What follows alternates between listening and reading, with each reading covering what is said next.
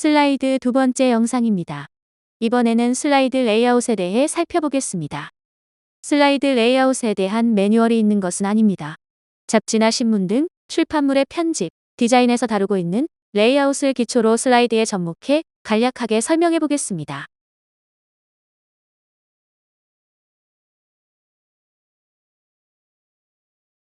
PPT의 대부분 명령들은 이 슬라이드 레이아웃을 위한 도구라고 해도 지나치지 않습니다. 어떻게 하면 발표자의 프레젠테이션 내용을 슬라이드에 함축적으로 잘 그려낼 수 있을까 하는 것이 핵심입니다.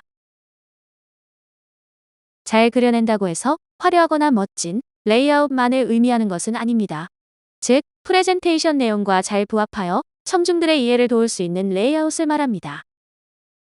슬라이드 내용을 읽을 때 눈길이 어디부터 갈까요? 왼쪽 윗부분이 가장 먼저 가게 되고 다음이 오른쪽 위, 그리고 중앙, 그 다음이 왼쪽 아래, 마지막이 오른쪽 아래입니다. 선을 그어보면 Z자 형식입니다. 이러한 기준으로 개체를 배치해보면 왼쪽 위에 메인 타이틀을, 오른쪽 위에는 부제목이나 로고, 중앙에는 내용, 왼쪽 아래엔 부수적인 개체, 그리고 마지막 오른쪽 아래엔 로고나 페이지 등을 두면 됩니다.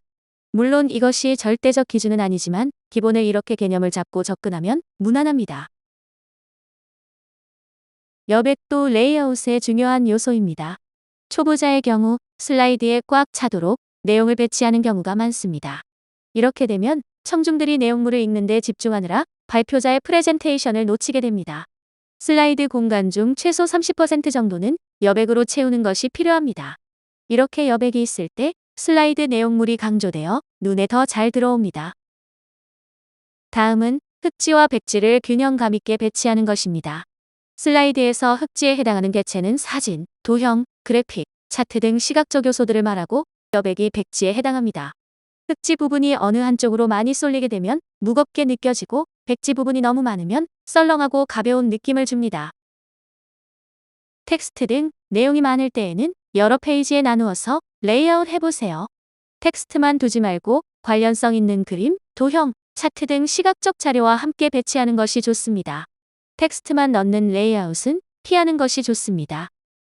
한 페이지에 꼭 다 담아내야 한다면 도형 등을 활용해 내용을 단위나 박스로 나누어서 레이아웃하면 효과가 있습니다.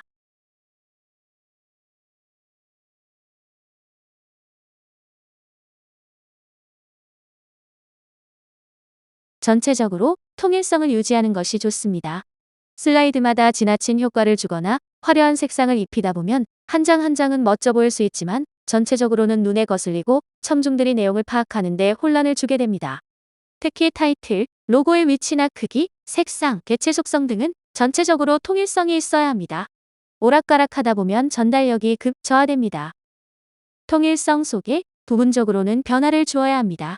지나치게 통일성만 강조하다 보면 레이아웃이 단조로울 수 있습니다. 그러다 보면 보는 사람 입장에서는 그게 그거 같고 앞에서 본 것을 또 보는 것 같아 지루함을 느낄 수 있습니다. 사진 모양을 달리하거나 구역 혹은 챕터별로 색상 변화를 시도해보세요.